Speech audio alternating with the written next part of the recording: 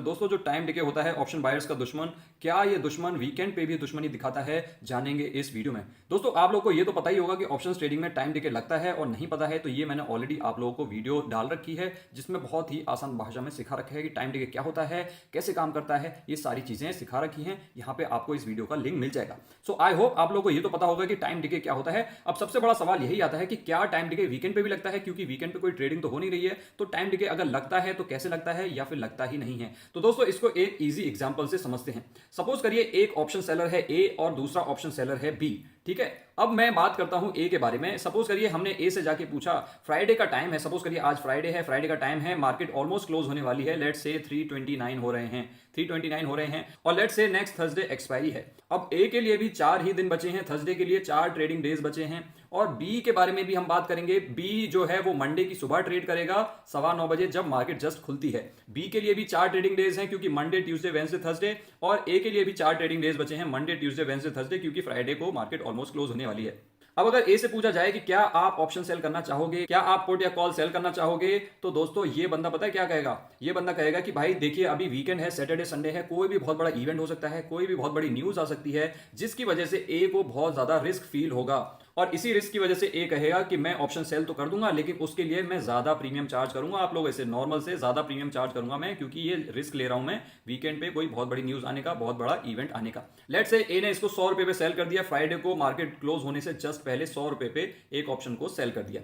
अब आ जाते हैं हम मंडे की सुबह 9:15 बजे, और बी से पूछते हैं, हम बी से पूछते हैं कि क्या आप, सेम ऑप्शन की बात कर रहे हैं हम जो ए ने बेचा था, क्या आप वो ऑप्शन सेल करना चाहोगे। अब क्योंकि बी के लिए वीकेंड वाला रिस्क नहीं है, लेकिन दोस्तों एक अजम्पशन ले लेते हैं यहाँ पे कि लेट से जहां पे फ्राइडे मार्केट क्लोज हुई थी, मंडे को वहीं से ओपन होती है। तो अभी अगर हम बी से पूछेंगे कि वो ऑप्शन सेल करना चाहेगा या नहीं करना चाहेगा, तो क्योंकि अब वीकेंड वाला रिस्क बी के लिए नहीं है, ऐसी कोई अनसर्टेनिटी नहीं है, तो बी बोलेगा कि मैं इस सेम ऑप्शन को, जो कि सेम स्ट्राइक प्राइस का है, इसको 100 से कम में बेचना चाहूंगा, या बेचने में इंटरेस्टेड हूं, क्योंकि अब उसको अनसर्टेनिटी फील नहीं हो रही है, अब उसको रिस्क फील नहीं हो रहा है। इसी वजह से बी इस सेम ऑप्शन को, जो कि सेम दूरी पर है, क्योंकि हमने मान लिया है जो मार्केट है वो सेम वैल्यू पे है जहां पे फ्राइडे की क्लोजिंग के टाइम पे थी और मंडे को ओपनिंग के टाइम पे है, इसी 100 वाले ऑप्शन को 80 में बेचने के लिए राजी हो जाएगा।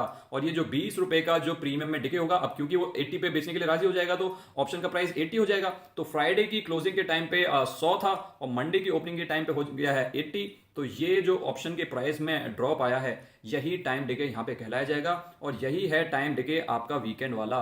तो ये जो वीकेंड पे टाइम डिके लगता है, ऑल्दो वहां पे ट्रेडिंग नहीं हो रही है, लेकिन फ्राइडे के लास्ट ट्रेड में और मंडे के फर्स्ट ट्रेड में जो डिफरेंस होगा, वो अनसर्टेनिटी जो वीकेंड की वजह से थी, अब क्योंकि वो चली गई है, उस वजह से जो प्रीमियम ड्रॉप होगा वो वीकेंड वाला टाइम डिके ही होगा। यहाँ पे दोस्तों हम अजम्पशन ले रहे हैं कि फ्राइडे को जहां पे मार्केट बंद हुई थी, वहीं पे मंडे को ओपन हो रही है, अदरवाइज क्योंकि डेल्टा की वजह से प्रीमियम चेंज हो जाएगा। तो ये जो 100 और 80 है, ये वैलिड नहीं रहेंगे, क्योंकि हमें टाइम डिके का फर्क समझना है, हमें वॉलेटिलिटी से कोई मतलब नहीं है, हमें बाकी फैक्टर से कोई मतलब नहीं है फिलहाल के लिए। सो ये तभी है जब हम वो अजम्पशन लेके चल रहे हैं। सो यही है आपका वीकेंड वाला टाइम डिके। तो दोस्तों अब सवाल आता है कि क्या इसमें ऑप्शन सेलर हमेशा जीतेगा या ऑप्शन बायर का वो हमेशा लॉस होगा। तो दोस्तों इसका आंसर ऐसे सीधा सीधा यस या नो नहीं है, इसमें डिपेंड करता है, क्योंकि दोस्तों ऐसा हो सकता है कि वीकेंड पे कोई बहुत बड़ी न्यूज आ जाए, बहुत बड़ा इवेंट हो जाए, उस केस में ऑप्शन बायर को काफी बड़ा प्रॉफिट हो सकता है। लेकिन दोस्तों साल में होते हैं 52 वीक्स, और ऐसा बड़े न्यूज, ऐसी बड़ा इवेंट पूरे साल में हो सकता है 3 बार हो जाए, 4 बार हो जाए, 5 बार हो जाए। उस केस में ऑप्शन बायर को प्रॉफिट हो सकता है, और बहुत बड़ा प्रॉफिट हो सकता है, और ऑप्शन सेलर को बहुत बड़ा लॉस भी हो सकता है। लेकिन बाकी के 48 वीक्स, 47 वीक्स, 45 वीक्स में ऑप्शन सेलर को प्रॉफिट होगा और ऑप्शन बायर को लॉस होगा। लेकिन जो ऑप्शन सेलर का प्रॉफिट होता है वो छोटा होता है, लेकिन ऑप्शन बायर का प्रॉफिट जो है वो बड़ा होता है। अब ये तो आपके ऊपर डिपेंड करता है कि आप बड़ा प्रॉफिट चाहते हैं कम प्रोबेबिलिटी के साथ, बड़ा प्रॉफिट कम प्रोबेबिलिटी के साथ, ये तो हो गया ऑप्शन बायर के लिए, या फिर छोटा प्रॉफिट चाहते हैं ज्यादा प्रोबेबिलिटी के साथ, क्योंकि ज्यादा प्रोबेबिलिटी जो जीतने की ऑप्शन सेलर की होती है, ना कि ऑप्शन बायर की। आई होप दोस्तों आप लोगों को ये कॉन्सेप्ट समझ में आ गया होगा कि वीकेंड पे टाइम डिके का क्या मतलब है। अगर नहीं समझ में आया है, कुछ डाउट रह गया है, नीचे कमेंट सेक्शन में पूछ सकते हैं, और इस सीरीज की और भी वीडियोस पाने के लिए चैनल को सब्सक्राइब कर सकते हैं। बाकी अगर आप ऑप्शन ट्रेडिंग में और भी ज्यादा इंटरेस्टेड हैं, तो हमारे चैनल की प्लेलिस्ट है, इसको आप चेकआउट कर सकते हैं। इसमें बिल्कुल स्टार्टिंग लेवल से ऑप्शन ट्रेडिंग को सिखाया गया है। अगर आपको वीडियो अच्छी लगी हो तो आप इस वीडियो को लाइक कर सकते हैं और चैनल को सब्सक्राइब कर सकते हैं, और अपने उन दोस्तों के साथ शेयर कर सकते हैं जिनको ये डाउट रहता था।